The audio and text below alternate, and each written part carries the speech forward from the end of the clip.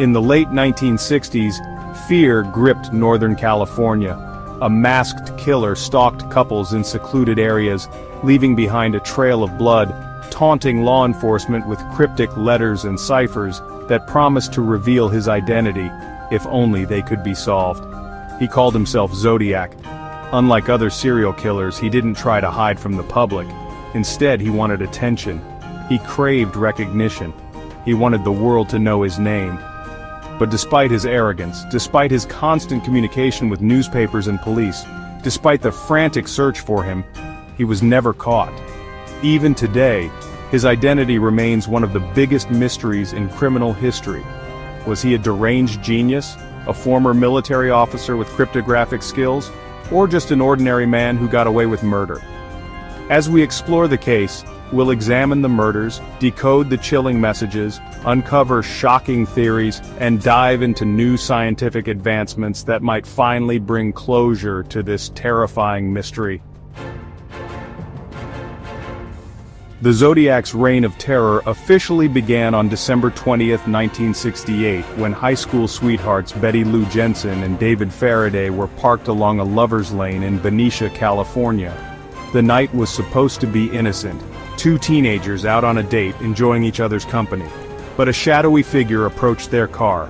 Moments later, gunshots rang out in the darkness.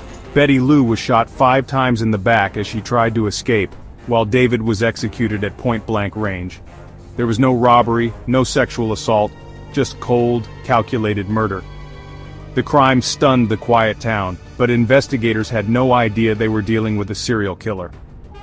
7 months later, on the night of July 4, 1969, another couple was targeted, Darlene Ferrin and Michael Mageau.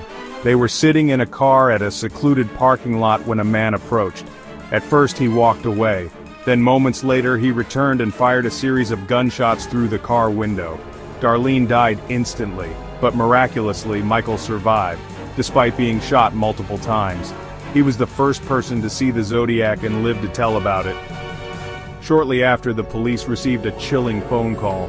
The voice on the other end confessed to both murders and even provided details that had not been released to the public. Then came the letters. Less than a month after the second attack, 3 major newspapers, the San Francisco Chronicle, San Francisco Examiner, and Vallejo Times-Herald, each received an identical letter. The writer claimed responsibility for the killings, and included a strange coded message.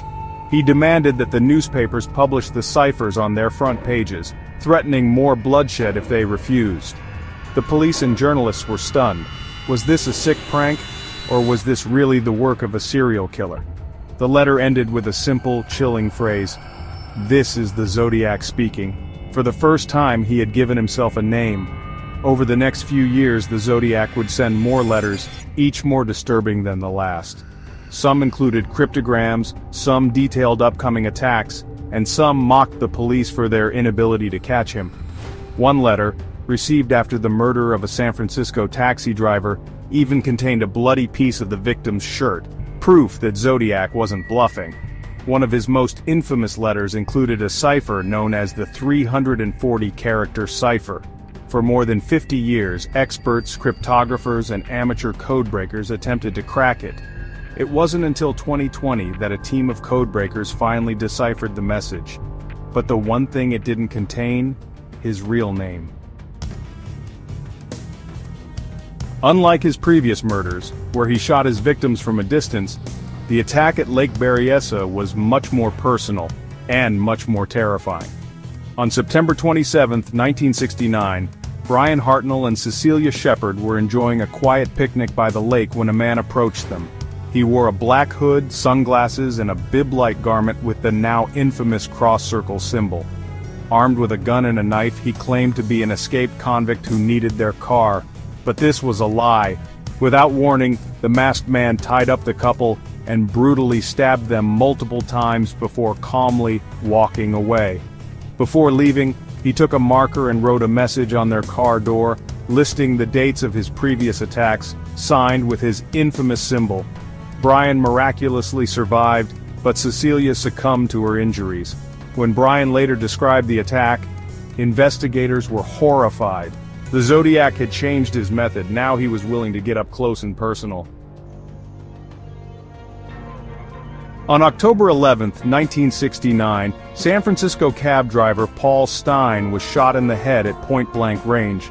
Unlike Zodiac's previous victims, Paul wasn't a young couple parked in a remote location. This was a man simply doing his job.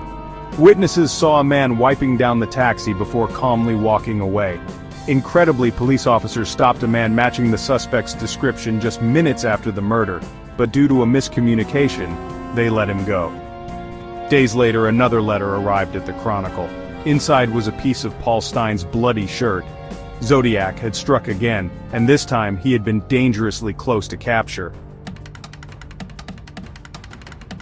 Over the decades, dozens of men have been suspected of being the Zodiac Killer. But despite all the theories, no one has ever been officially identified. One of the most infamous suspects was Arthur Lee Allen, a convicted child molester who had a disturbing fascination with the Zodiac case. He was obsessed with ciphers, owned a Zodiac brand watch, and even told people he wanted to kill. But despite several coincidences, no solid evidence ever linked him to the crimes.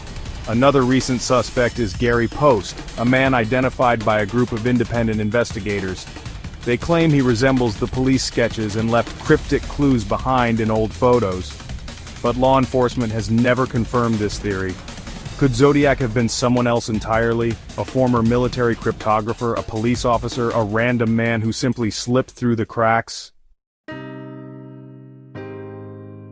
In recent years, advances in forensic science have helped solve decades-old cases. The Golden State Killer was identified using genetic genealogy. Could the same method unmask Zodiac? Police still have partial DNA from one of the Zodiac letters.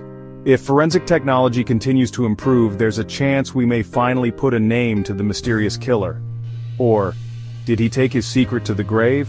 The Zodiac case remains one of the greatest mysteries in true crime history. Was he an ordinary man who managed to outsmart law enforcement, a criminal mastermind who reveled in chaos, or was he someone completely unexpected? One thing is certain, Zodiac wanted to be remembered, and over 50 years later, we still can't stop searching for him. Who do you think was the Zodiac Killer? Do you believe he'll ever be caught? Let us know in the comments.